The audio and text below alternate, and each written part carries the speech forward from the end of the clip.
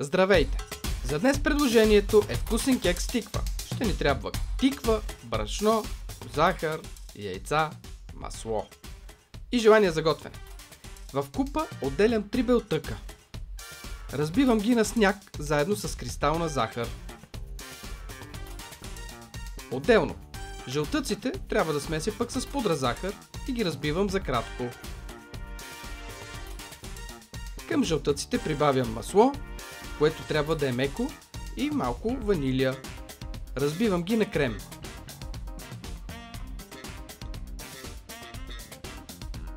Разбитите жълтъци с масло трябва да смеся с белтъците. Добре е това да се прави с шпатула.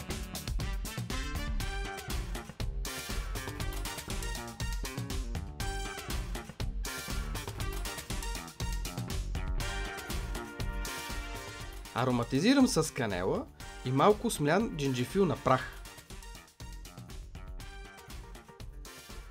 Време е сега да смеся брашно с бак пулвер и да го пресея. Отново с шпатулата обърквам добре всичко. Настъргвам тиквата на едро ренде.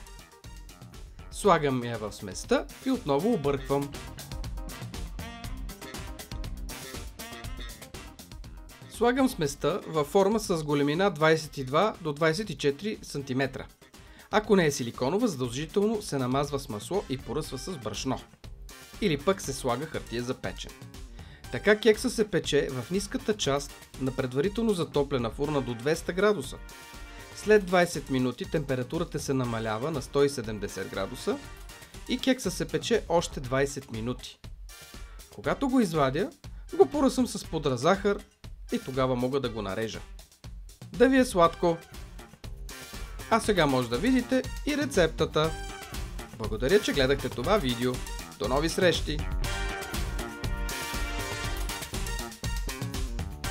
Необходимите продукти: парче тиква тип цигулка, около 250 до 300 грама, 3 яйца, 120 грама меко краве масло, 250 грама брашно, една супена лъжица бак пулвер, 120 грама захар, 120 грама пудра захар, една капсула ванилова есенция или 2 пакетчета ванилия на прах или едно пакетче ванилова захар, половин до една чайна лъжица канела, половин чайна лъжица смлян джинджифил.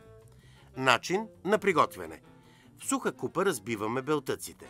След като се получи пяна, на части добавяме и кристалната захар. Бием докато се получи твърда пяна. В отделен съд разбиваме жълтъците заедно с пудрата захар.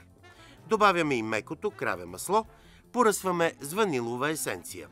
Отново разбиваме за кратко, смесваме продуктите от двете купи, разбъркваме с помощта на силиконова шпатула. Поръсваме с канела и смлян джинджифил, по желание може да добавим и стрит карамфил. Едновременно пресяваме брашното и бак пулвера, прехвърляме в купата. Размесваме добре, слагаме и едро на стърганата тиква. Внимателно разбъркваме, прехвърляме в леко намазнена силиконова форма за печене с диаметър 22-24 см. Поставяме кейка в долната част на предварително загрята фурна. Печем на 200 градуса за 20 минути. След това намаляваме градусите на 170 и печем за още 20 минути. Знаете ли, че най-старата написана в книга рецепта за тиквен сладкиш е публикувана още през 1796 година в книгата Американски готвач.